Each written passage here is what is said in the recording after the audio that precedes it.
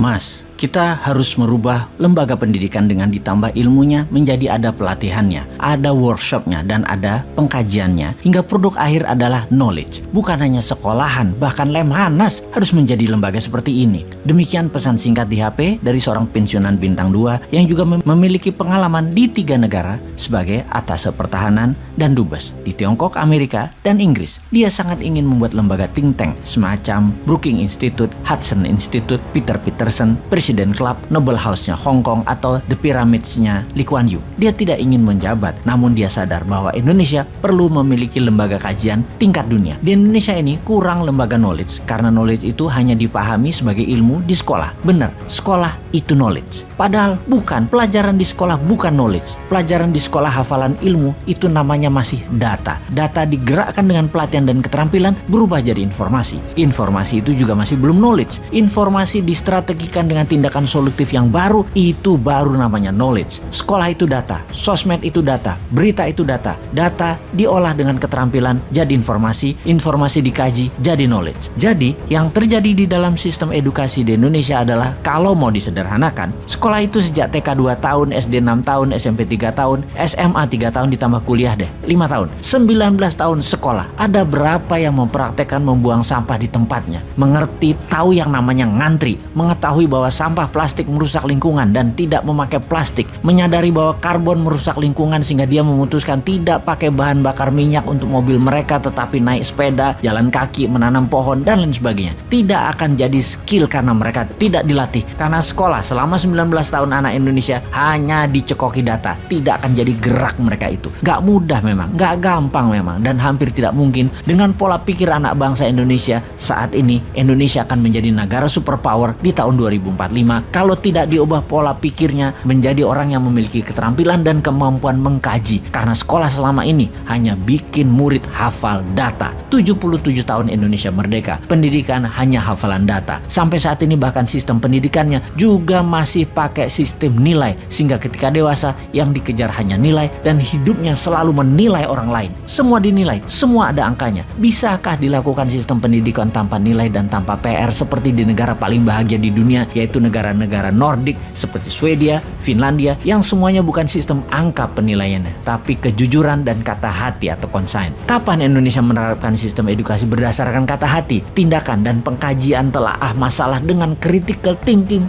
berilmu? Harus new mind memang yang bertindak nih. Kita buktikan sekarang. Kita melihat sisi pejabat yang sedang berkuasa. Lebih gampang melihat tindak tanduk perilaku mereka karena mereka adalah yang membuat rakyat seperti saat ini, yaitu apatis, tak berhati, dan tidak kritis solutif. Itu ya karena regulasi yang pejabat buat, karena kebijakan yang pejabat buat, dan karena contoh perilaku pejabat-pejabatnya yang didiamkan walau menyalahgunakan jabatan. Seharusnya dalam manusia yang berkesadaran tinggi, kalau salah ya minta maaf atau mundur. Budaya malu tidak ada saat ini, sehingga tidak pernah ada pejabat yang berkuasa minta maaf walaupun salah telak-telak. Di sisi lain, kaum oposisi deh, kalau mengkritik tidak memberi solusi, kalau beda pendapat baperan, mendendam dengan akan membalas nanti ketika berkuasa. Keluhuran budi seperti saat ini mungkin terendah dalam peradaban berbangsa di Indonesia sekarang ini. Keinginan berkuasa dan menumpuk harta masih ada dan tidak berubah selama lebih dari 400 tahun, walau harus melacur diri, menjual harga diri demi harta dan tahta. Belanda dulu tuh ya berkuasa lama karena inlander berkhianat melayani yang punya kuasa dan yang punya harta, dan kali itu penguasanya adalah penjajah Belanda. Lama inlander pejabat ini yang menekan rakyat sesungguhnya. Sungguh bukan Belanda yang menekan rakyat. Orang Belanda mah sedikit di tanah air kita, yang banyak para abdi dalam, penjajah, penjilat yang diberi jabatan, yang memeras rakyatnya sendiri untuk kepentingan Belanda.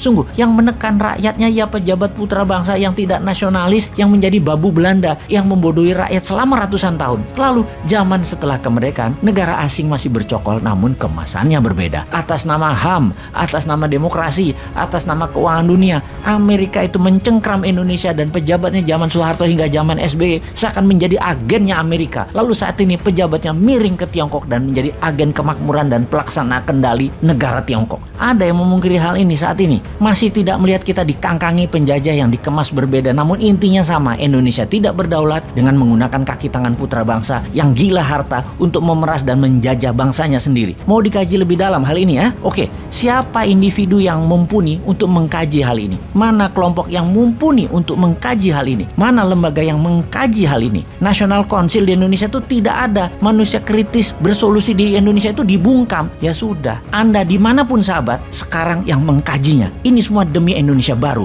demi New Mind.